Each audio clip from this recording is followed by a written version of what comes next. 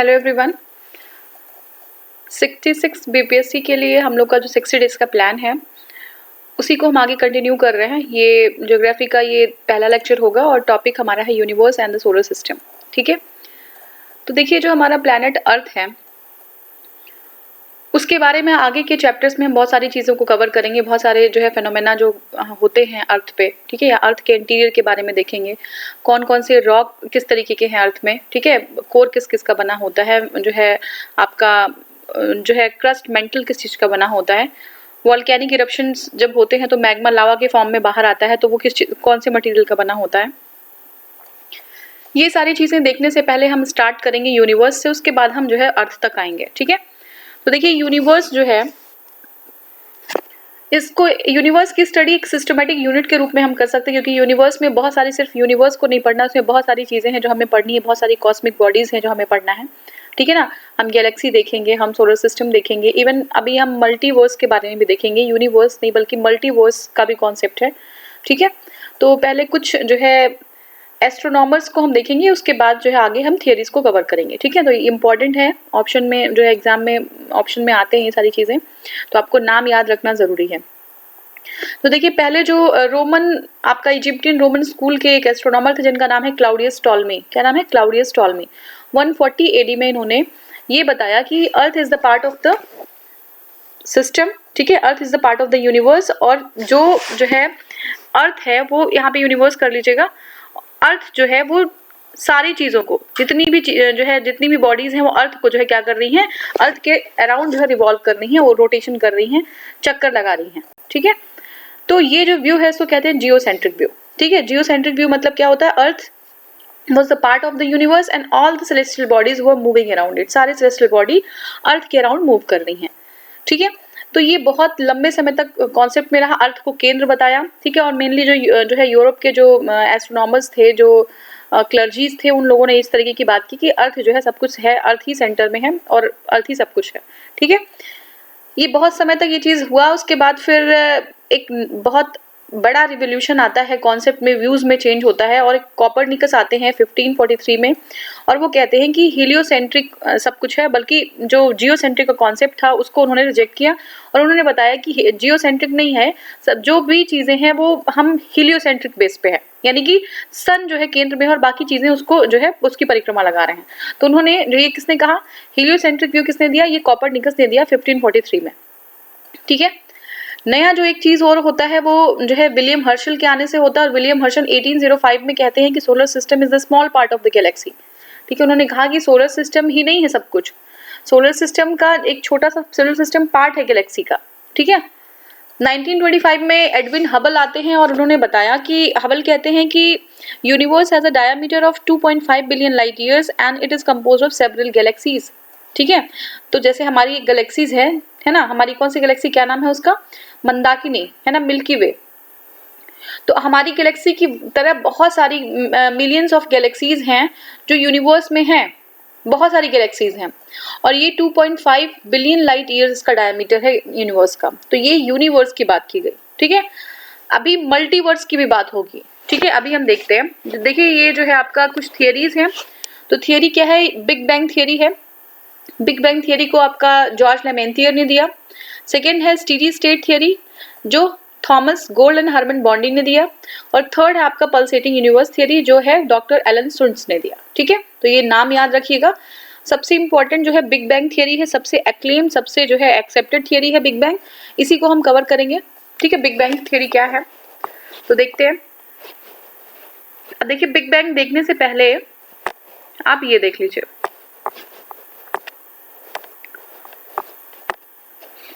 हाँ यहाँ पे जहाँ पे कर्सर है मेरा, यहाँ पे एक पॉइंट है। तो बिग बैंग में बताया गया कि, पहले तो देख लेते हैं जो जॉर्ज आपका लेमेंथियर है, 1960-70s में ये थियरी देते हैं। एक बेल्जियन एस्ट्रोनॉमर हैं और क्लर्जी भी होते हैं। उन्होंने कहा कि 15 बिलियन ईयर्स एगो एक हेवनली बॉडी थी, उसमें बैंग हुआ, हैवी मैटर्स का बना हुआ था, तो सडन एक्सप्लोजन हो जाता है उसमें, और सारी चीज़ें एक पॉइंट में जो है कंसंट्रेट हो जाती हैं, बहुत ज़्यादा डेंसिटी हो जाती है, और वहाँ पे जो है एक्सप्लोजन हो जाता है, विस्फोट हो जाता है। ठीक है, तो इसको कहते हैं सिंगुलरिटी, मतलब एक पॉइंट से पूरा विश्व जो है, पूरा जो है संसार, पूरी आपका यूनिवर्स, सोलर सिस्टम, सब कुछ एक पॉइंट से बना है, उसमें एक्सप्लोजन की वजह से बना है।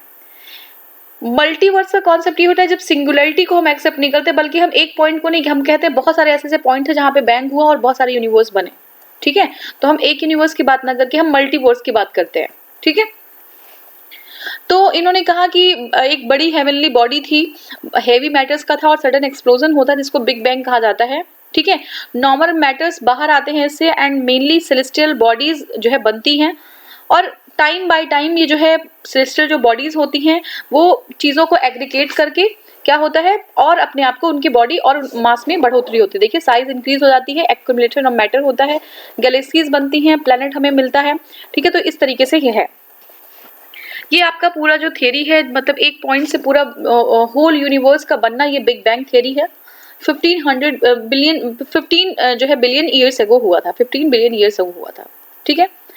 अब देखिए नासा ने कंफर्म किया है कि ये बात जो बिग बैंग की घटना थी वो बिल्कुल एक सही इवेंट था। और कैसे इवेंट किया है, नासा का एक प्रोजेक्ट है जिसको कहते हैं मैप, MAP, मैप मतलब माइक्रोवेव एनिस्ट्रॉफी प्रोब। ये जो है 2001 में जो है नासा ने भेजा। उन्होंने ये बताया कि जो इंक्रीजिंग डिस्टेंस है बिटवीन गैलेक्सीज, ये प्रूव करता है गैलेक्सीज के बीच में अभी भी जो है इंक्रीज हो रहा है डिस्टेंस, अब दूर जा रही है एक दूसरे से। तो ये प्रूफ होता है कि बिग बैंग कहीं जो है घटना घटी थी और एक्सपेंशन आज भी चल रहा है वो, ठीक है। तो ये हो गया। नेक्स्ट हमारा है हिग्स बोसॉन, ठीक है। हिग्स बोसॉन क्या है देख लेते हैं। तो देखिए हिग्स बोसॉन जो है एक एक्सपेरिमेंट है, एक बहुत बड़ा एक्सपेरिमेंट है जिसमें 100 फीट डीप, 100 फीट डीप और 27 किलोमीटर एक बड़ा सा टनल था, उसमें एक्सपेरिमेंट किया जाता है। इसमें जो है लॉर्ड हैड्रन कोलाइडर जिनेवा में होता है, और इसमें सर्न यानी कि European centre for nuclear research जो है एक यूनिवर्स की मिस्ट्रीज को अनफोल्ड करने के लिए एक्सपेरिमेंट करती है। और एक्सपेरिमेंट में होता क्या है कि प्रोटॉन जो बीम्स हैं, ठीक है, प्रोटॉन बीम्स जो है वो डाले जाते हैं, और प्रोटॉन बीम्स कैसे, बहुत हाई जो है स्पीड के, जैसे लाइट की जितनी स्पीड है उतनी स्पीड में प्रोटॉन बीम्स कोलाइड किए जाते हैं, जिससे कि हिग्स बोसॉन उत्पन्न हो सके। और हिग्स बोसॉन क्यों उत्पन्न करना है, क्योंकि Higgs boson is considered as the God particle which is the mystery of the universe, ठीक है। इसी में जो है हिग्स बोसॉन में in the Higgs boson mystery of universe exist, ठीक है। अगर हमें हिग्स बोसॉन के बारे में कंफर्म हो तो सारी चीजें जो है क्लियर और अनफोल्ड हो जाएंगी, ठीक है। तो इसलिए एक एक्सपेरिमेंट किया गया जिसका नाम था मैप, नासा का एक्सपेरिमेंट था, और उन्होंने जो है बहुत बड़े से बहुत लंबे से टनल में जो आपके पार्टिकल्स थे, ठीक है, कौन से पार्टिकल्स, प्रोटॉन के, ठीक है, प्रोटॉन बीम को जो कोलाइड कराएगा ताकि हिग्स बोसॉन जो है उत्पन्न हो सके। तो इससे हमें यूनिवर्स के बारे में, उसके ओरिजिन के बारे में, डार्क मैटर के बारे में, डार्क एनर्जी के बारे में, एक्स्ट्रा डायमेंशंस के बारे में, है ना, ये सब चीज़ें हमें पता चलेंगी। तो ये आपका हिग्स बोसॉन था, ठीक है। नेक्स्ट हमारा है गैलेक्सीज एंड स्टार्स, ठीक है। तो देखिए there are about 100 billion galaxies in the universe. A galaxy is a star of galaxy is a large constellation of star, ठीक है। क्या है गैलेक्सीज में, कॉन्स्टलेशन क्या होता है एक बार देख लीजिए, उसके बाद फिर हम यहाँ पे करते हैं। देखिए ये बिग बैंग हुआ था, और अगर एक बार छोटा सा ये भी हम देख लेते हैं। बिग बैंग देखिए ये फ्रैक्शन ऑफ सेकेंड में सारी चीजें हुई। 10⁻⁻43 सेकेंड में जो है ये बैंग होता है, और 10⁻32 सेकेंड में जो टेम्परेचर होता है वो 10⁻27 डिग्री हो जाता है। यानी कि टेम्परेचर, ये पूरा यूनिवर्स है वो उबलता हुआ लावा होता है, एकदम सूप होता है जो उबलता हुआ होता है, ठीक है। 10⁻⁻6 सेकेंड में टेम्परेचर 10⁻13 डिग्री सेंटीग्रेड पे आ जाता है, ठीक है। 1 सेकेंड में सारी फेनोमेना पूरी हो जाती है, 1 सेकेंड लगता है। 1 सेकेंड के बाद तीसरा जब मिनट होता है तो 10⁸ डिग्री सेंटीग्रेड टेम्परेचर होता है इस समय, ठीक है। और यहाँ पे क्या होता है कि अभी भी यूनिवर्स बहुत ज्यादा हॉट होता है, ठीक है। एटम्स अभी नहीं बने होते हैं, ठीक है। चार्ज इलेक्ट्रॉन्स जो है होते हैं, and protons prevent light from shining, ठीक है। तो इलेक्ट्रॉन, अभी भी एटम का फॉर्मेशन नहीं होता क्योंकि बहुत ज्यादा टेम्परेचर होता है, इलेक्ट्रॉन्स फ्री जो है घूम रहे होते हैं। आगे के फेज में 3 लाख ईयर के बाद जो टेम्परेचर होता है वो 10,000 डिग्री सेंटीग्रेड होता है, और अब जो है इलेक्ट्रॉन आपका न्यूट्रॉन और प्रोटॉन से कंबाइन करके एक न्यूक्लियस बना लेता है जो एटम होता है। अब एटम का फॉर्मेशन यहाँ पे हो जाता है। इसके बाद जो है 1 बिलियन साल के बाद जो टेम्परेचर होता है बिल्कुल बहुत ठंडा, -200 डिग्री सेंटीग्रेड चला जाता है। देखिए आप सब कुछ ब्लू ब्लू दिख रहा है यहाँ पे, ब्लू कलर का, क्योंकि टेम्परेचर बहुत लो है, और इतनी लो टेम्परेचर में क्या होता है कि बिल्कुल जो है जाइंट क्लाउड्स वगैरह बनने लगते हैं, ठीक है। That will became galaxies, smaller clumps of gases बनते हैं, ठीक है। अब देखिए जो एटम्स जो बना था 3 लाख साल पे और 10,000 डिग्री सेंटीग्रेड टेम्परेचर था, तो मोस्टली जो हीलियम और हाइड्रोजन के एटम्स बने थे। 1 बिलियन ईयर के बाद जो है थोड़ा सा क्लाउड वगैरह बनने लगता है। उसके बाद टेम्परेचर अगर हम 15 बिलियन ईयर्स के तक जाएं तो -270 डिग्री सेंटीग्रेड टेम्परेचर हो जाता है। और यहाँ पे क्या होता है कि यहाँ पे अब जो है धीरे धीरे इसके बाद जो है फेज आएगा, जो हमारा जो गैलेक्सी जिस फॉर्म में हम देखते हैं उस तरीके से बन जाता है, ठीक है। देखिए ये long life on the earth begins, ठीक है। 10 बिलियन ईयर्स पे लाइट जो है धीरे धीरे स्टार्ट हो जाती है, बिगिन होना। 9 बिलियन पे जो है हमारा ये सोलर सिस्टम बन जाता है, ठीक है। 9 बिलियन ईयर्स पे सोलर सिस्टम बनता है। 10 बिलियन पे जो है लाइफ स्टार्ट हो जाती है। और अगर प्रेजेंट फॉर्म में जो अगर हम देखना चाहें तो ये जो हमारा यूनिवर्स है ये देखिए इस तरीके से अब दिखने लगेगा, ठीक है। एक बहुत लंबा डार्क फेज भी होता है, ये एक बार देख लीजिए। ये देखिए ये एक्सिस स्केल है, ये अर्लीस्ट लाइट है, कॉस्मिक एक्सपेंशन है और डार्क एनर्जी, डार्क मैटर, बहुत दिन तक ये डार्क पीरियड रहता है। कॉस्मिक स्पीड अप होता है, सोलर सिस्टम बनता है, वाटर जो है फॉर्म हो जाता है, सिंगल सेल लाइफ आती है, फोटोसिंथेसिस होता है और मल्टी सेलुलर जो हम लोग हैं वो हम बन जाते हैं, ठीक है। अब देखिए ये हमारा गैलेक्टिक सेंटर है जो आपको बहुत उजला सा दिख रहा है, लाइट आ रही है जहाँ से, और ये हमारा सन है जो ओरियन के जो है हैंड पे स्थित है। और सन जो है गैलेक्टिक सेंटर का परिक्रमा करता रहता है।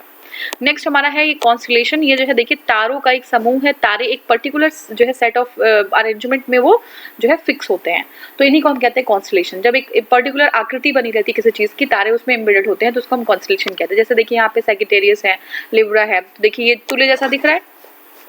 तो इस तरीके से जो है तारे कुछ जो है अपनी ह्यूमन बीइंग के माइंड के अकॉर्डिंग जिस चीज़ को वो जिस तरीके से परसीव कर पा रहा है उस तरीके से वो आकृति समझ ले रहा है और उसको कॉन्स्टेलेशन उसका नाम दे दिया जा रहा है, ठीक है। तो ये आपका हो गया कॉन्स्टेलेशन और हम कॉन्स्टेलेशन ही पढ़ रहे थे, ठीक है। तो क्या है कि 100 बिलियन जो there are about 100 billion galaxies in the universe. A galaxy is the large constellation of stars in which there is a large bulge and 3 rotating arms, ठीक है। तो देखिए लार्ज बल्ज होता है और 3 रोटेटिंग आर्म्स होती हैं। और जब जो बल्ज होता है वहाँ पे तारों का कंसंट्रेशन सबसे ज़्यादा होता है। ये एग्जाम में आ चुका है कि तारों का कंसंट्रेशन कहाँ पे सबसे ज़्यादा होता है गैलेक्सी में, तो बल्ज में सबसे ज़्यादा होता है, ठीक है।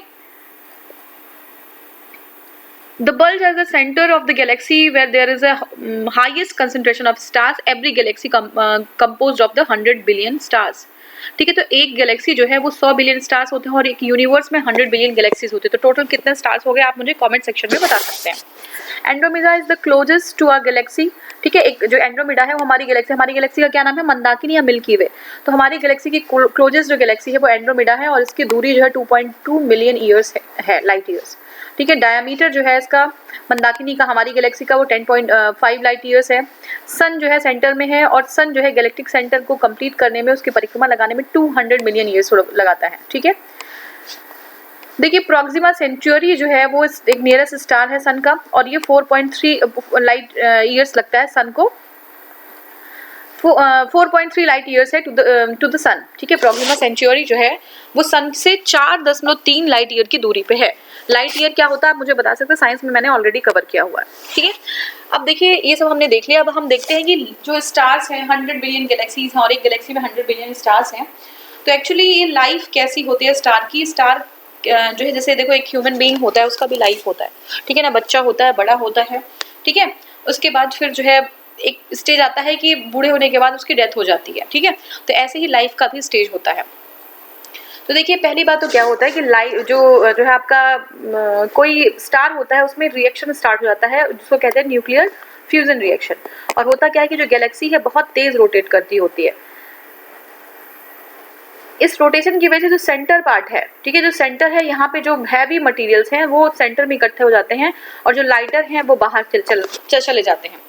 तो जब कोई चीज़ बहुत तेज रोटेट करती है जो हैवी पार्ट्स होते हैं वो सेंटर में आ जाएंगे और पेरिफेरी में यानी कि जो बाहर का सर्कमफेरेंस है वहाँ पे लाइटर मटेरियल्स इकट्ठे हो जाएंगे। इसमें जो है कॉम्पैक्ट हो जाता है बिल्कुल, और कॉम्पैक्ट होने की वजह से जो है ग्रेविटेशनल फोर्स जो है वहाँ पे उत्पन्न होता है, न्यूक्लियर फ्यूजन होता है। और न्यूक्लियर फ्यूजन में क्या होता है कि हाइड्रोजन हीलियम में कन्वर्ट हो जाता है। सारी जो एनर्जी है वो हाइड्रोजन में है। हाइड्रोजन जो है हीलियम में जब कन्वर्ट होता है तो बहुत ज़्यादा एनर्जी निकलती है और जो हीट और लाइट के फॉर्म में होती है। एनर्जी किसके फॉर्म में होती है, हीट और लाइट के फॉर्म में होती है, तो देखिए जो लाइट, हीट और लाइट की फॉर्म में एनर्जी होती है, अब देखिए हम सपोज करें कि कोई स्टार है जिसकी एनर्जी कंटिन्यूअसली खर्च हो रही है, वो हीट निकल रही है, बहुत तेज निकल रहा है। सन हमारा पहले कभी बहुत ज्यादा चमकता था, अब सन हमारा थोड़ा कम चमकने लगा क्योंकि उसकी एनर्जी धीरे धीरे खत्म हो रही है। ऐसे ही बहुत सारे स्टार्स हैं जिसकी एनर्जी बहुत ज्यादा थी और धीरे धीरे सारा हाइड्रोजन हीलियम में कन्वर्ट हो रहा है, एनर्जी उसकी खत्म हो गई है, हीट निकलती जा रही है कंटिन्यूअसली। लेकिन देखिए फिर भी अभी जो गैलेक्सी है ना, उसकी जो सेंटर है उसकी तो एनर्जी खत्म हो गई है, ठीक है ना, सेंटर में एनर्जी नहीं बची, लेकिन बाहर जो ये बाहर का एरिया दिख रहा है वहां पे कुछ हाइड्रोजन अभी भी बचा है जो हीलियम में कन्वर्ट होना बाकी है, जो हीलियम में कन्वर्ट हो रहा है, ठीक है। तो ये हाइड्रोजन हीलियम में कन्वर्ट हो रहा है अभी भी। तो बाहर से हमें वो जो तारा होता है वो चमकीला तो दिखता है, लेकिन उसके अंदर एनर्जी खत्म हो चुकी होती है। तो ये पूरा प्रोसेस होता है, एनर्जी खत्म हो जाती है, ठीक है। रेड अपीयर होने लगता है, दिखने लगता है हमें रेड जैसा, ठीक है। तो देखिए रेड, अब रेड जाइंट जो होता है उसका क्या लाइफ होता है, देखिए अगर जो रेड जाइंट है उसका मास जो है सन के मास के 1.4 मास के बराबर, अगर सन के मास का 1.4 होगा, उससे कम होगा या उससे ज्यादा होगा तो डिपेंड करेगा कि उसकी लाइफ कैसी जाएगी। और 1.4 जो है वो चंद्रशेखर लिमिट है। अब देखिए अगर 1.4 से कम होता है, यानी कि 1.4 मास ऑफ द सन से जो है जाइंट, रेड जाइंट का मास कम होता है, तो ये व्हाइट डॉर्फ बन जाएगा, एक फॉसिल स्टार बन जाएगा और ब्लैक डॉर्फ में अंततः जो है कन्वर्ट हो जाएगा। ऐसे ही अगर वो जो रेड जाइंट है उसका मास जो है 1.4 मास ऑफ द सन के ज़्यादा होता है उससे, तो ये जो है आपका न्यूट्रॉन स्टार बन जाएगा। और न्यूट्रॉन स्टार जो है आगे चल के पल्सेटर बन जाएगा अगर एनर्जी ज़्यादा है तो, और अगर एनर्जी बहुत ज़्यादा है तो ब्लैक होल बन जाएगा। ये पूरा स्टेज था, इसको एक बार हम जो है उसमें देखेंगे। देखिए ये तो आपका सोलर सिस्टम, वही हमने जो है आपका कैसे फॉर्म हो रही है ये दिखाया था। अब देखिए यहाँ पे कोई नेबुला है, अगर लो और मीडियम मास का कोई स्टार है तो वो रेड जाइंट बन जाता है और प्लैनेटरी नेबुला जो है बनता है, उसके बाद व्हाइट ड्वार्फ बन जाता है। और अगर नेबुला का जो मास है बहुत ज़्यादा है तो क्या होता है, सुपर जो है जाइंट बनता है, रेड सुपर जाइंट बनता है, सुपर नोवा होता है इसमें। तो हाई मास का जो होगा वो न्यूट्रॉन स्टार बन जाएगा और वेरी हाई मास का जो होगा वो ब्लैक होल बन जाएगा। यही मैंने आपको उसमें भी समझाया, ठीक है। अब देखिए एक चीज़ होती है सोलर फ्लेयर, देख लेते हैं पीडीएफ में अपने। तो देखिए अच्छा सोलर फ्लेयर आगे है, सोलर सिस्टम एक बार देखते हैं, उसके बाद सोलर फ्लेयर हम स्टार्ट करेंगे। तो देखिए सोलर सिस्टम क्या होता है, सोलर सिस्टम में सन होता है, 8 प्लैनेट्स होते हैं, ठीक है, सैटेलाइट्स होते हैं बहुत सारे, ठीक है, नेचुरल सैटेलाइट्स होते हैं, कॉमेट्स होते हैं, मेटियोर्स होते हैं, एस्टेरॉइड्स होते हैं, ये सारे मिलकर जो है सोलर सिस्टम बनाते हैं, ठीक है। अब देखिए sun is the originator of the solar system, ठीक है, और अल्टीमेटली सन भी एक स्टार होता है, सन एक स्टार है, सोलर सिस्टम का ओरिजिनेटर है। It is the source of the light and energy, ठीक है, आपको पता है जितनी भी लाइट और एनर्जी जितने प्लैनेट्स को मिल रही है सब सन से ही मिल रही है, ठीक है। अब देखिए सन की बात करें तो सन विजिबल होता है, सन को हम देख पाते हैं ना, लेकिन सन का कौन सा पार्ट देख पाते हैं, क्या हम सन का कोर देख पाते हैं, बिल्कुल नहीं देख पाते, ठीक है। सन का फोटोस्फीयर हम देख पाते हैं, जो बाहर का परत है सन की, बाहर की जो लेयर है बिल्कुल ये वाली बाहर की, ये ही हम देख पाते हैं, बाकी हम सन को कुछ देख नहीं पाते हैं, ठीक है। और आउटर जो मोस्ट पार्ट है, सबसे बाहर का पार्ट है जिसको कहते हैं कोरोना, ये कोरोना जो है ना अभी जो चल रहा है कोविड, वो भी यहीं से लिया गया है। क्राउन जैसा जो वो वायरस है उसका क्राउन जैसा शेप होता है, क्लम्प्स जो क्राउन जैसे होते हैं, इसलिए इसको कोरोना नाम दिया गया। तो देखिए जो सन का कोरोना होता है वो विजिबल होता है सोलर एक्लिप्स के टाइम पे, लेकिन फोटोस्फीयर में हम सन को देखते हैं, ठीक है। सोलर फ्लेयर देखते हैं क्या होता है। देखिए this is a storm of the hot atoms from the photosphere, ठीक है। तो यही फोटोस्फीयर जो बाहर का है, यहाँ पे देख लीजिए, यहाँ से क्लियर हो जाएगा ज़्यादा।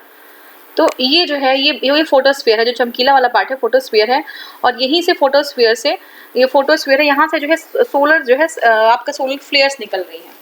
फ्लेयर मतलब होता है तूफान, और ये जो है एटम्स का, हॉट एटम्स का तूफान होता है ये, ठीक है।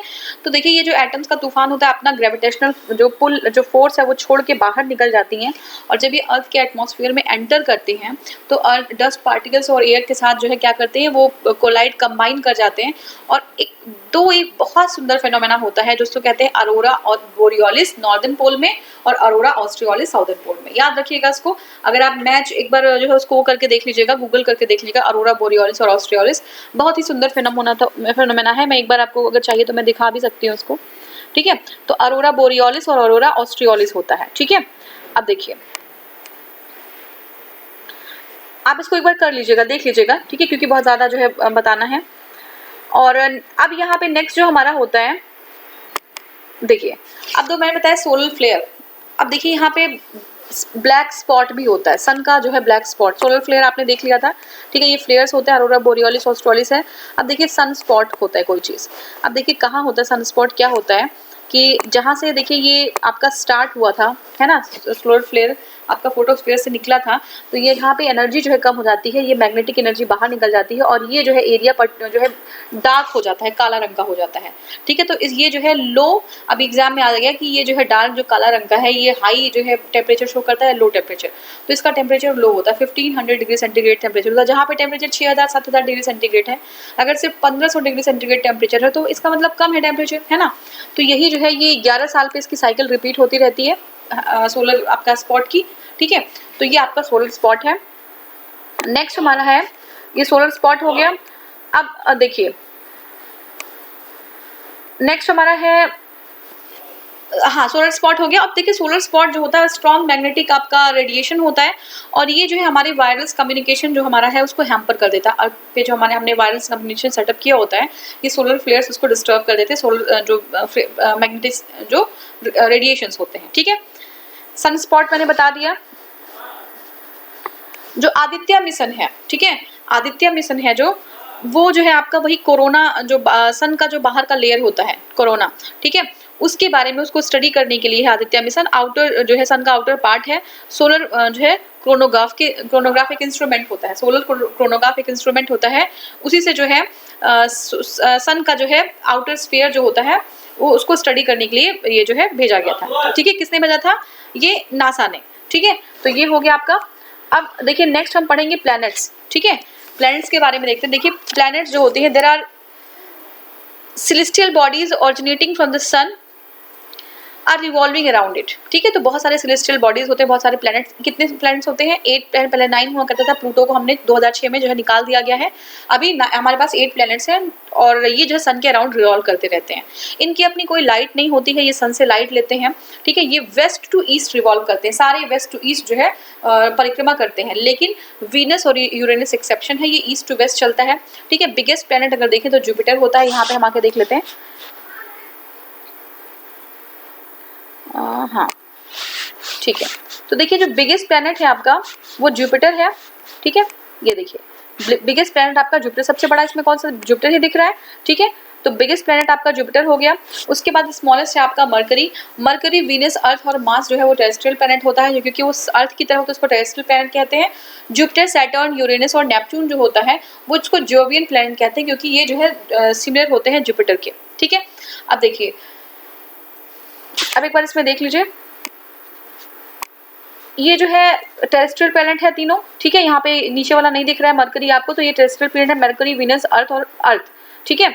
और ये जो है आपका मार्स, ये टेरेस्ट्रियल प्लैनेट है। बाकी जो है, और मरकरी, वीनस को हम इनर प्लैनेट बोलते हैं, ठीक है, मार्स को नहीं बोलते, मरकरी और वीनस को बोलते हैं, क्योंकि अर्थ के जो है अंदर की तरफ है, सन की तरफ, ठीक है। और मरकरी, वीनस, अर्थ और मार्स ये जो है आपके कौन से टेरेस्ट्रियल प्लैनेट हो गए? जुपिटर, सैटर्न और यूरेनस और नेपच्यून। ये क्या हो गया? ये जो है जोवियन प्लैनेट्स हो गए, यानी कि ये जुपिटर लाइक हैं, ये जो गैसेस प्लैनेट्स होते हैं, बड़े होते हैं, डेंसिटी कम होती है, ठीक है। तो ये हो गया हमारा। अब हम पढ़ेंगे मरकरी के बारे में, ठीक है। देखिए जो मरकरी होता है ये जो है नियरेस्ट होता है सन के, और सन की परिक्रमा करने में 88 दिन लगाता है, 88 डेज, याद रखिएगा, ठीक है। एक दिन जो मरकरी का होता है वो 90 दिन के बराबर होता है, अर्थ का 90 दिन बराबर मरकरी का एक दिन, ठीक है। इसका मास जो होता है 1.18 होता है ऑफ द अर्थ। तो इसका जो मरकरी का मास होता है वो सन के मास के 1/18 के भाग के बराबर होता है। इनर प्लैनेट्स मैंने बता दिया आपको, वीनस और मरकरी को इनर प्लैनेट कहते हैं। यहाँ पे लाइफ एग्जिस्ट नहीं करती, क्योंकि एटमॉस्फेयर नहीं है। डेज और जो होते हैं वो एक्सट्रीमली हॉट होते हैं, और नाइट्स जो होती हैं वो एक्सट्रीमली कोल्ड होती हैं। नाइट्स क्या होती है? एक्सट्रीमली कोल्ड होती हैं, ठीक है। तो ये हो गया आपका। अब नेक्स्ट हमारा है, अच्छा एक जो है यहाँ पे भेजा गया था मैरीनियर, ठीक है। मैरीनियर एक आर्टिफिशियल सैटेलाइट था जो मरकरी पे स्टडी करने के लिए भेजा गया था। इसका कोई अपना नेचुरल सैटेलाइट नहीं होता मरकरी का, ठीक है। तो मरकरी का अपना कोई नेचुरल सैटेलाइट नहीं होता। दूसरा जो हमारा है सैटेलाइट वो है वीनस। क्या है? वीनस, ठीक है। तो वीनस जो है देखिए सेकंड जो है आपका प्लैनेट है, ठीक है, सेकंड प्लैनेट है। और इसका जो ये जो है परिक्रमा करता है, इसको परिक्रमा करने में सूर्य का ये 225 दिन लगाते हैं, ठीक है। ये जो है देखिए इनको हम मॉर्निंग और इवनिंग स्टार भी कहते हैं, क्योंकि मॉर्निंग में ये अगर ईस्ट साइड में देखेंगे तो वीनस आपको दिख जाएगा, स्काई क्लियर है, और वेस्ट साइड में इवनिंग में ये आपको दिख जाएगा। तो इसलिए मॉर्निंग और इवनिंग स्टार कहते हैं, ये ब्राइटेस्ट ऑब्जेक्ट होता है। अगर सन और मून को छोड़ दे तो ये जो है ब्राइटेस्ट ऑब्जेक्ट होता है, ठीक है। अब देखिए ये जो है आपका सिस्टर, यहाँ पे सिस्टर है, ये सिस्टर प्लेनेट ऑफ अर्थ उसको कहते हैं, क्योंकि ये जो है अर्थ की साइज के बराबर लगभग होता है, तो ये सिस्टर प्लेनेट ऑफ अर्थ कहलाता है। Almost similar to the earth size and mass, ठीक है, तो इसलिए इसको सिस्टर प्लेनेट कहते हैं। और इसका जो एटमॉस्फेयर होता है वो 90 और 95% जो है कार्बन डाइऑक्साइड का बना होता है, इसलिए यहाँ पे प्रेशर कुकर जैसी कंडीशन होती है। तो एग्जाम में आ गया प्रेशर कुकर कंडीशन कहाँ पे होती है, तो वीनस में होती है, ठीक है। इसका अपना कोई नेचुरल सैटेलाइट नहीं होता। देखिए मरकरी और वीनस का अपना कोई नेचुरल सैटेलाइट अभी तक हमने नहीं देखा। अब जो तीसरा प्लेनेट जो है, ठीक है, और पांचवा लार्जेस्ट, ठीक है, तीसरा प्लेनेट है और फिफ्थ लार्जेस्ट प्लेनेट है जो है हमारा अर्थ। शेप इसका जियोइड होता है, ठीक है। पोलर डायमीटर की बात करें तो 12 जो है इसका 12,714 किलोमीटर डायमीटर होता है। इक्वेटोरियल डायमीटर की बात करें तो ये है 12,756 किलोमीटर। पोलर कितना होता है, 12,714 किलोमीटर, कम होता है। और इक्वेटोरियल डायमीटर ज्यादा होता है, 12,756 किलोमीटर होता है। मास की बात करें तो 5.97 × 10⁻24 जो है इसका मास होता है टन का, ठीक है। वाटर जो है 71% होता है और जो है लैंड जो है वो 29% है, ठीक है। वॉल्यूम की अगर देखें हम तो 10.83 × 10⁻11 किलोमीटर जो है क्यूब होता है, ठीक है। एवरेज डेंसिटी याद रखिएगा, ये इंपॉर्टेंट है। एवरेज डेंसिटी जो होती है वो है 5.52 ग्राम पर सेंटीमीटर स्क्वायर। क्या होता है, 5.52 ग्राम पर सेंटीमीटर स्क्वायर। एज अर्थ का है 4.6 बिलियन ईयर्स, ठीक है। रोटेशन टाइम जो है कितना लेता है ये 23 आवर्स 23 घंटा 56 मिनट 4 सेकेंड। कितना, 23 घंटा 56 मिनट 4 सेकेंड। रिवोल्यूशन टाइम जो है उसका ये है आपका 365 दिन 5 घंटा 48 मिनट और 46 सेकेंड, ठीक है, 48 मिनट और 46 सेकेंड। तो 365 दिन 5 घंटा 46 मिनट और 48 सेकेंड, अप्रोक्सीमेटली 365 दिन 6 आवर, ठीक है, ये आप कह सकते हैं। अब देखिए अगर जो है इसका हम देखिए वेलोसिटी, रिवोल्यूशन वेलोसिटी देखें तो ये 29.8 मिलियन किलोमीटर है, ठीक है। मिनिमम डिस्टेंस जो है पेरिहीलियन बोलते हैं इसको, सन से जो मिनिमम डिस्टेंस होता है वो आपका ये है 147.9 मिलियन किलोमीटर, 147.9 मिलियन किलोमीटर। और एपीहीलियन जो है जो मैक्सिमम डिस्टेंस होता है वो 152.1 मिलियन किलोमीटर। ये सब एग्जाम में डायरेक्टली पूछ सकते हैं। तो जो आपका मिनिमम डिस्टेंस होता है यानी कि पेरिहीलियन होता है वो 147.9 मिलियन किलोमीटर होता है और एपीहीलियन होता है 152.1 मिलियन किलोमीटर, ठीक है, ये हो गया। नेक्स्ट जो हमारा है एवरेज डिस्टेंस फ्रॉम द सन, अगर बात करें एवरेज डिस्टेंस की बात करें तो 149.8 मिलियन किलोमीटर होता है। लाइट जो होता है सन से अर्थ तक पहुंचने में 8 मिनट 18 सेकेंड लेता है। कितना, 8 मिनट 18 सेकेंड। डिस्टेंस की बात करें अगर मून से तो ये जो है आपका 3,84,000 किलोमीटर है मून से डिस्टेंस, ठीक है। हाईएस्ट पॉइंट क्या है, माउंट एवरेस्ट है, आपको पता है 8,848 किलोमीटर। डीपेस्ट पॉइंट है आपका मैरियाना ट्रेंच, ये है 11,033 किलोमीटर, ठीक है। अगर हम जो है एक्सिस की बात करें तो जो है अर्थ का एक्सिस है ये आपका है, ये झुका हुआ है 23.5 पे, यानी 23.5 पे अर्थ का एक्सिस झुका हुआ है, ठीक है, टिल्ट है। मार्स जो है हमारा, मार्स की बात करते हैं तो ये जो है मार्स, ये रेड प्लेनेट है। क्या है ये, रेड प्लेनेट बोलते हैं मार्स को, ठीक है। हाँ देखिए ये रेड प्लेनेट है। एटमॉस्फेयर जो है इसका बहुत पतला होता है, बहुत थिन एटमॉस्फेयर होता है। ये कितना दिन लगाता है, ये जो है 687 दिन लगाता है सन का जो है रिवोल्यूशन करने में। कितना, 687 दिन, 687 दिन। 2 नेचुरल सैटेलाइट्स हैं मार्स के, फेबोस और डिमोस, ठीक है। कौन से 2 नेचुरल सैटेलाइट है, फेबोस और डिमोस। स्मॉलेस्ट, ठीक है, ये जो है smallest satellite of the Deimos जो होता है वो सबसे छोटा सैटेलाइट है सोलर सिस्टम का, ठीक है, smallest satellite of the solar system. अब देखिए हाईएस्ट जो पीक होता है यहाँ पे वो है निक्स ओलंपिया, ठीक है। तो ये मार्स का हाईएस्ट पीक है निक्स ओलंपिया और ये 3 गुना है माउंट एवरेस्ट का। तो जो है हाईएस्ट जो पॉइंट है मार्स का वो कौन सा है, निक्स ओलंपिया है, माउंट एवरेस्ट का 3 गुना है, ठीक है। और बहुत सारे मिशंस भेजे गए हैं मार्स पे, ठीक है। मार्स ओडिसी ये पहला मिशन था, ठीक है, आइस कैप्स पे भेजा गया था। मॉम जो है मंगलयान ये हम लोग का है, ये 5 नवंबर 2013 में इसरो ने भेजा था। रॉकेट था PSLV 25, PSLV GSLV अभी हम देखेंगे, परेशान मत होइएगा। इसका जो टिल्ट है वो जो है कितना है, 25 डिग्री है, ठीक है। और बहुत सारे और जो है जैसे मार्स पाथ फाइंडर, मैरियनर, ठीक है, मूवेन, मार्स क्यूरियोसिटी रोवर, ये सारे सैटेलाइट्स हैं जो मार्स पे भेजे गए, ठीक है। ये सैटेलाइट्स हैं मार्स पे भेजे गए, मंगल जो है यान, ठीक है। अब देखिए रिवोल्यूशन जो है वो 600 86.98 दिन लगाता है। रोटेशन जो है वो आपका 24 घंटा, यानी कि बिल्कुल अर्थ के आसपास 24 घंटा 37 मिनट और 23 सेकेंड लगाता है। डेंसिटी जो है इसकी 3.93 ग्राम और अर्थ की कितनी है अप्रॉक्सीमेटली 5।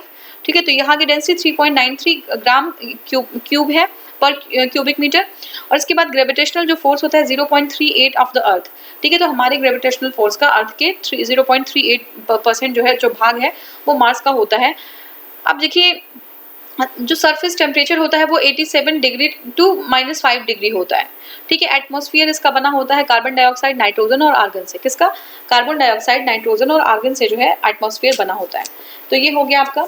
अब मार्स के बाद हम देखेंगे जुपिटर। ठीक है, जुपिटर देखते हैं।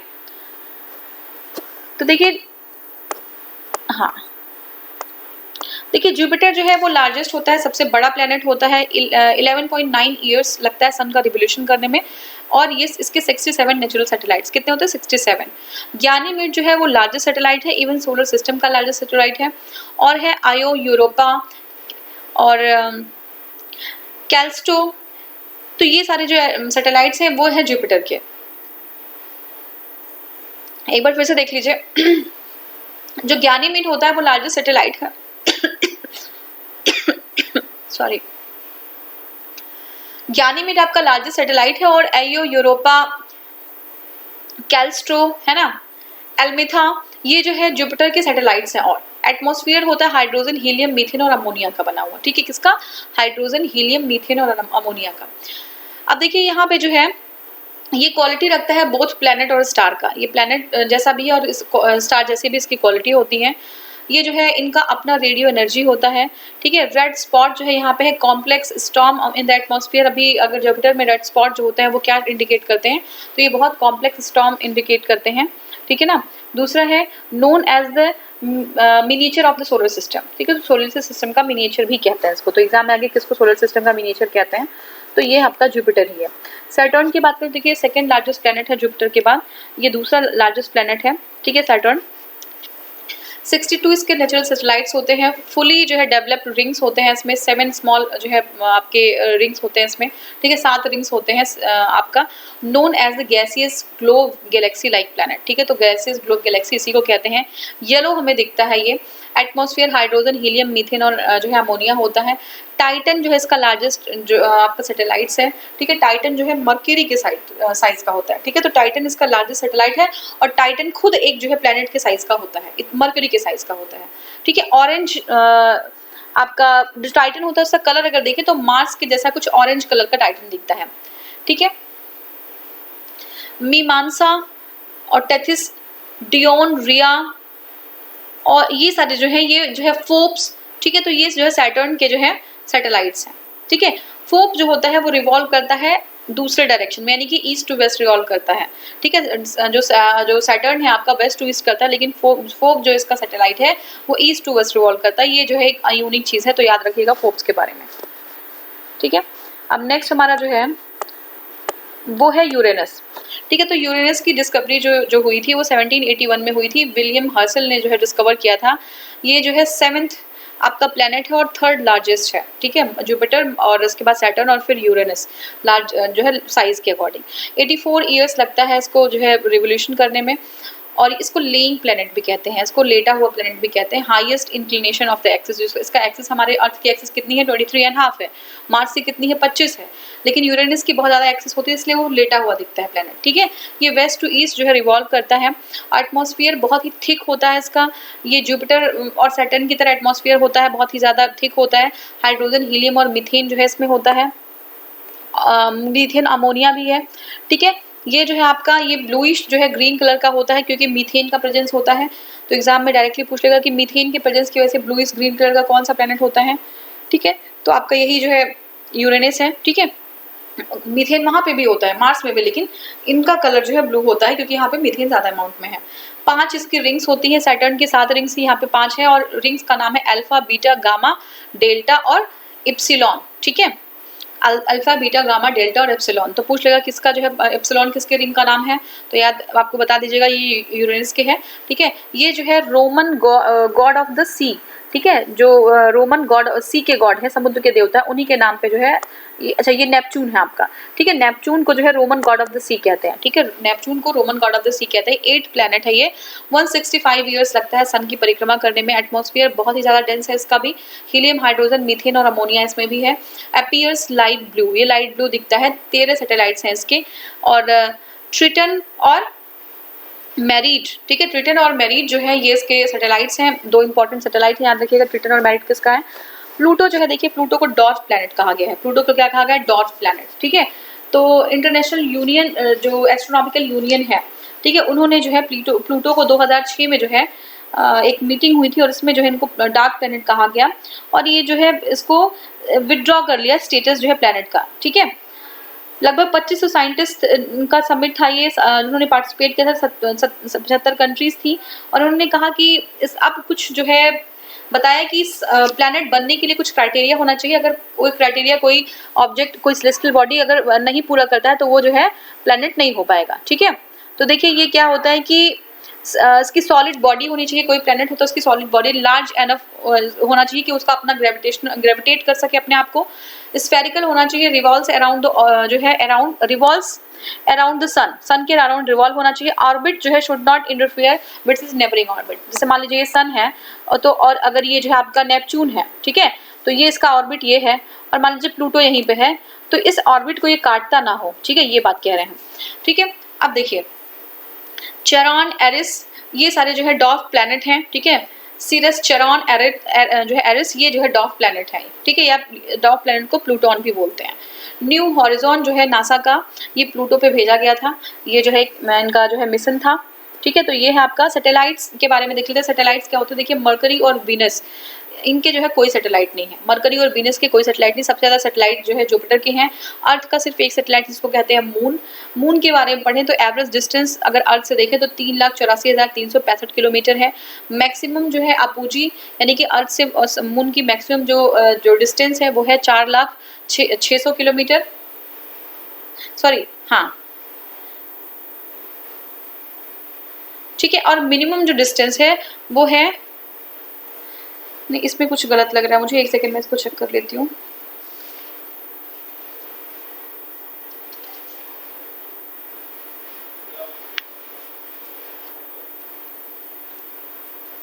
हाँ, तो ये जो देखिए मिनिमम जो मैक्सिमम डिस्टेंस है ये इसमें कुछ गलत लिखा हुआ है। देखिए जो मैक्सिमम डिस्टेंस होगा वो आपका होगा 4,06,000 किलोमीटर। ठीक है, तो जो मैक्सिमम डिस्टेंस होगा वो 4,06,000 होगा और मिनिमम डिस्टेंस जो पेरिजी है वो आपका 3,64,000 किलोमीटर है।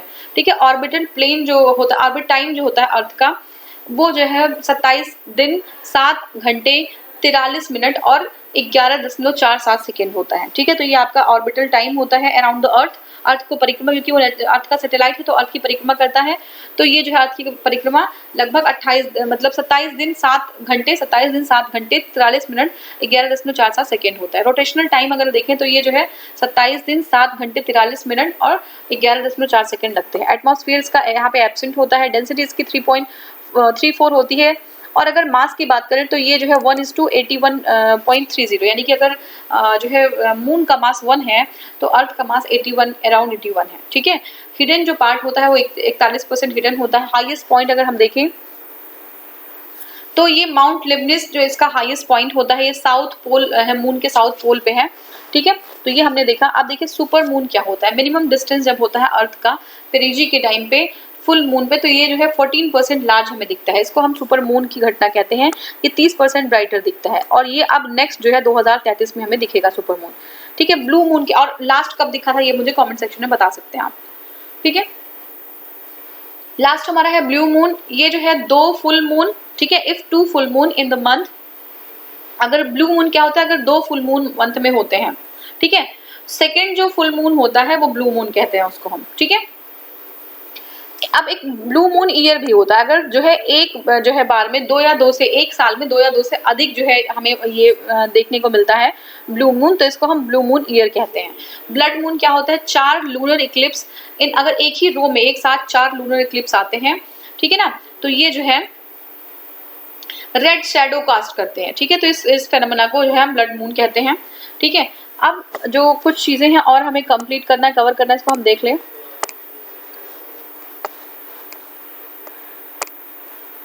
हाँ, तो देखिए कॉमेट्स के बारे में देखते हैं, कॉमेट्स क्या होते हैं। तो देखिए कॉमेट जो है हमारा ना, ये आपका, अच्छा ब्लड मून अगर आपको क्लियर ना हुआ हो, एक बार ब्लड मून फिर से देख लीजिए।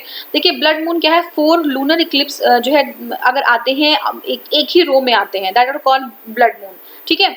This rare occurrence of 4 total 4 lunar eclipse are in row is called as a lunar thread, ठीक है, इसको लूनर थ्रेड भी कहते हैं। तो इसमें कुछ है नहीं, ब्लड मून में 4 जो है लूनर इक्लिप्स एक साथ आते हैं, इसी फिनोमेना को हम ब्लड मून कह देते हैं, ठीक है।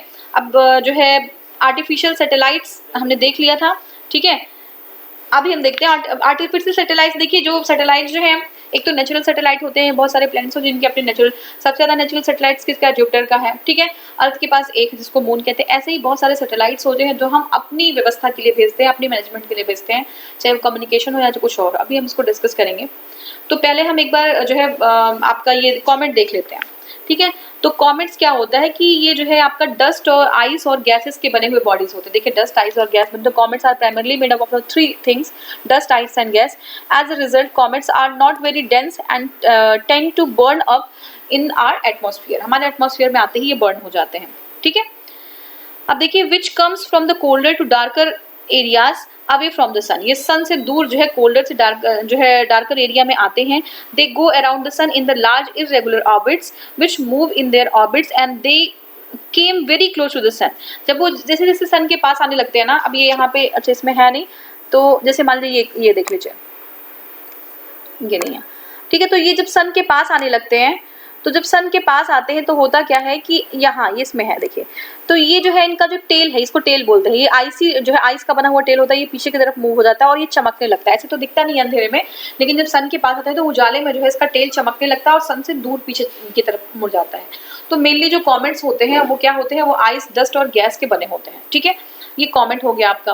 अब comet that take nearly 200 years or less to complete one orbit around the sun is called short period comet, ठीक है। तो हेली कॉमेट जो है एक शॉर्ट पीरियड कॉमेट होता है जो 200 साल लेता है और उससे थोड़ा सा कम भी हो सकता है to complete one orbit around the sun, ठीक है। तो इसको हम क्या कहते हैं, शॉर्ट पीरियड कॉमेट्स। और हेली जो कॉमेट है वो शॉर्ट पीरियड कॉमेट ही था, ठीक है। Short period comets comes from the Kuiper belt, ठीक है। क्यूपियर बेल्ट क्या होता है, lies beyond the Neptune belt just जो है बिलो प्लूटो, बिफोर प्लूटो। अब ये देख लीजिए इसमें क्यूपर बेल्ट कहीं पे होगा जरूर, ये देखिए ये तो है आपका मार्स और जुपिटर के बीच में कौन सा बेल्ट है आप मुझे बता दीजिएगा, ठीक है ना।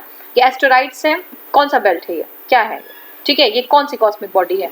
और दूसरा जो है आपका, ये जो है आपका नेपच्यून है और प्लूटो इधर है, प्लूटो के बीच में ये जो क्यूपर बेल्ट है, यहीं से जो है ये मोस्टली जो कॉमेट्स होते हैं वो निकलते हैं, ठीक है। तो ये हो गया आपका। अब देखिए मिटियोर्स और मेटेराइट क्या होता है। तो देखिए मिटियोर जो होता है ना, meteor are the celestial bodies compose of dust and gases. तो ये भी डस्ट और गैस के होते हैं। ये जैसे ही जो है इन्फ्लुएंस अर्थ की ग्रेविटी की तरफ इन्फ्लुएंस होते हैं, ये अंदर आते हैं और इनकी वेलोसिटी बहुत ज़्यादा होती है अर्थ की तरफ। They start shining due to the atmospheric friction, ठीक है। ये चमकने लगते हैं, फ्रिक्शन होता है, और ये जो है इनको शूटिंग स्टार भी कहते हैं, मिटियोर्स को। तो जैसे कभी कभी हम देखते हैं टूटता हुआ तारा बोलते हैं, तो ये मिटियोर्स ही होते हैं, वो कुछ टूटता हुआ तारा नहीं होता है। ये हमारे अर्थ के एटमॉस्फेयर में जब आता है तो फ्रिक्शन की वजह से ये जल जाता है, बर्न हो जाता है, चमकने लगता है, तो इसको हम जो है शूटिंग स्टार कहते हैं। देखिए जो पार्टिकल्स होते हैं हमारे इसमें, ये कोलिजन होता है और ये जो है ऐश में कन्वर्ट हो जाता है, जल जाता है, बर्न हो जाता है और ऐश में कन्वर्ट हो जाता है। और मिटियोर्स जो है which are large in size do not burn completely. देखिए मिटियोर मेटेराइट में ज़्यादा डिफरेंस नहीं है। मिटियोर जो होते हैं वो थोड़ा छोटा होता है, वो बर्न हो जाता है, वो चमक के हमें दिखता है, हम कहते हैं शूटिंग स्टार है, या हमें जो है टूटता हुआ तारा है, लोग बहुत विश भी मांगना शुरू कर देते हैं। लेकिन जो मिटियोर्स बड़े साइज के होते हैं, ये कम्प्लीटली बर्न नहीं होते हैं सरफेस पे, वो हमारे जो है सरफेस के अंदर चले आते हैं, हमारे सरफेस पे अर्थ पे चले आते हैं, उसको मेटेराइट कह देते हैं, ठीक है। तो ये था मिटियोर और मेटेराइट, ठीक है। अब नेक्स्ट जो हमारा है इसमें एस्टेरॉइड एक बार देख लेते हैं। एस्टेरॉइड्स क्या होते हैं। Asteroids are found between the Mars and Jupiter. Mars और जुपिटर के बीच में एक बेल्ट होता है, इसको एस्टेरॉइड बेल्ट कहते हैं, ठीक है। ये सेलेस्टियल बॉडीज होती हैं, साइज जो है इनकी थोड़ी जो है फ्यू मीटर्स भी हो सकती है तो कुछ 100 मीटर्स भी होते हैं, तो छोटी भी हो सकती है, बड़ी भी हो सकती हैं। ये सन के अराउंड ये भी रिवॉल्व करते हैं। और ये जो है they are originated by the disintegration of the planets. जैसे प्लैनेट्स हैं, 2 प्लैनेट्स, मान लीजिए कभी प्लैनेट्स बने हो तो उस टाइम जो है कुछ प्लैनेट्स के पार्ट टूटे हुए होंगे, या प्लैनेट्स अभी भी आपस में लड़ते रहते हैं। अगर ये नहीं, प्लैनेट्स नहीं और कहीं के भी बहुत सारे छोटे छोटे जो है आपके रॉकी पार्टिकल्स होते हैं, तो ये इकट्ठा हो जाते हैं और एक मार्स और जुपिटर के बीच में ये जो है पूरा एक सर्कल बना लेते हैं, ठीक है। तो ये जो है ये सन के अराउंड रिवॉल्व करते हैं और ओरिजिनेट होते हैं by disintegration of the planets. Their estimated number, अगर इसका नंबर हम देखें तो ये 40,000 लगभग है ये, ठीक है। तो देखिए अगर अभी हम रिसेंटली बात देखें तो हायाबुसा जो है स्पेसक्राफ्ट जापान का successfully collected the model of the soil of जो कुछ एस्टेरॉइड्स हैं, है ना, उनका मॉडल इन्होंने इकट्ठा किया था, ठीक है। तो एस्टेरॉइड रीडायरेक्ट मिशन जो है ये नासा का है, ये जो है इन्होंने भेजा था robotic mission to stop the probable collision of the asteroid and the earth at the end of the decade। तो मतलब देखिए ये चीज़ हमेशा डर बना रहता है कि एस्टेरॉइड्स अगर पृथ्वी से टकरा गए तो क्या होगा, ठीक है। तो अगर कभी कभी तो एस्टेरॉइड बहुत बड़े बड़े होते हैं, बहुत फुटबॉल के जो है ग्राउंड के आकार की, या बहुत बड़े हो सकते हैं, कई 100 किलोमीटर में हो सकते हैं, ठीक है ना, किलोमीटर से मीटर से भी किलोमीटर में भी हो सकते हैं। तो इनके साइज पर डिपेंड करता है, अगर वो अर्थ पे आके अर्थ से टकरा गए तो अर्थ को जो है इससे नुकसान हो सकता है। तो ये हमारा पूरा एस्टेरॉइड था और हमने जो है अब इसमें कुछ बचता है, एक बार मैं देख लेती हूँ कुछ है तो नहीं जो कवर करना हो, ठीक है। तो ये आपका हो गया, ये देखिए एस्टेरॉइड बेल्ट मैंने दिखाया है, मार्स और जुपिटर के बीच में एस्टेरॉइड बेल्ट है ये, ठीक है। और हाँ अच्छा ये देख लीजिए, देखिए कॉमेट है, ये मैंने आपको ऑलरेडी बता दिया, कॉमेट है, मेटेओर है, मेटेओराइट है, ठीक है। तो ये आप देख लीजिएगा, कॉमेट क्या है, chunk of ice and rock originating from the outer solar system often accompanied by coma and tail, ठीक है। कॉमा होता है और टेल होता है, मैंने बताया था टेल होता है गैसियस टेल होता है, आइस का टेल होता है, ठीक है। वो जो है अर्थ से दूर जो है चला जाता है जब अर्थ का रिवोल्यूशन करते हैं। एस्टेरॉइड है rock in orbit generally between the Mars and Jupiter, sometimes asteroids get bounce towards the earth, ठीक है। और ये जो है आपका मेटेओराइट क्या है, meteorite the space rock that bigger than the dust grain but smaller than the asteroid, ठीक है। ये जो है डस्ट ग्रेन से बड़े होते हैं लेकिन एस्टेरॉइड से छोटे होते हैं। If it strike the earth it is then meteorite, ठीक है। तो मेटेओराइट जो होते हैं वो अर्थ से अगर टकरा गए मेटेओर, वो मेटेओराइट कहलाते हैं। तो ये पूरा जो है हमने अभी कवर कर दिया था ऑलरेडी। अब एक चीज़ और देख लीजिए, जीएसएलवी पीएसएलवी क्या होता है। देखिए पीएसएलवी को पोलर जो है सैटेलाइट लॉन्च व्हीकल कहते हैं और जीएसएलवी को जियोसिंक्रोनस लॉन्च व्हीकल कहते हैं। पोलर सैटेलाइट जो लॉन्च व्हीकल होती है उनकी हाइट 44 किलोमीटर होती है, डायमीटर 2.4 जो है मीटर होता है और नंबर ऑफ स्टेजेस इसके 4 होते हैं, 4 स्टेज में इसके होते हैं, इंजन होते हैं इसमें 4 स्टेज के, ठीक है। फ्यूल होता है यहाँ पे जो है। लिफ्ट ऑफ मास जो है, ये मास कितना का लिफ्ट कर सकता है, ये जो है 320 टन का कर सकता है, ठीक है।